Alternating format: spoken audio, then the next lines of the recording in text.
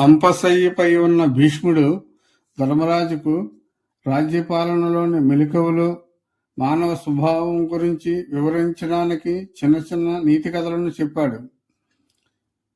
పిల్లి ఎలుక కథ.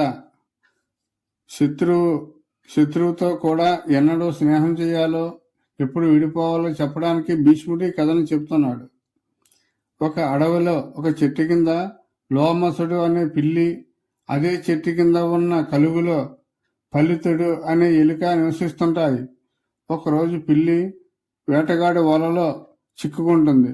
సరిగ్గా అదే సమయంలో ఎలుకను తినటానికి బయట ఒక ముంగిస, పైన ఒక గుడ్లగూబ సిద్ధంగా ఉంటాయి. ఎలుక ఆలోచించి ప్రాణభయంతో వలలో ఉన్న పిల్లి దగ్గరకు వెళ్ళి ఒక ఒప్పందం చేసుకుంటుంది. నేను నీ వల్ల తాళ్ళను కొరుకుతాను, కానీ నువ్వు నన్ను తినకూడదు. ప్రస్తుతం మన ఇద్దరికి శత్రువుల భయం ఉంది కాబట్టి మనం మిత్రులం అవుదాం అని చెబుతుంది. పిల్లి సరేనంటుంది. ఎలుక పిల్లి ఓడిలో దాక్కుంటుంది. ఎలుకకు పిల్లి రక్షణగా ఉండటంతో ముంగిస, గుడ్లగొబ్బ పారిపోతాయి.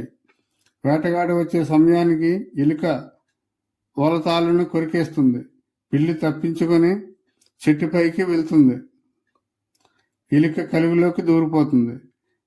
పిల్లి తరువాత మనం మిత్రులం కదా, బయటకు రా అని పిలుస్తుంది. అప్పుడు ఎలుక, మిత్రమా, మనది అవసరానికి ఏర్పడిన స్నేహం. ఇప్పుడు నీ ఆకలి నీ సహజ గుణం, నిన్ను నమ్మడం నా మూర్ఖత్వం అని తెలివిగా తప్పించుకుంటుంది. ఇందులో నీతి: అవసరం ఉన్నప్పుడు శత్రువుతోనైనా సంధి చేసుకోవాలి, కానీ అవసరం తీరిన తర్వాత అతిగా నమ్మి ప్రమాదంలో పడకూడదు. రెండో కథ. గెలుపు ఓటమి. అహంకారం మనిషిని ఎలా పతనం చేస్తుందో చెప్పడానికి భీష్ముడు ఈ కథ చెప్తున్నారు.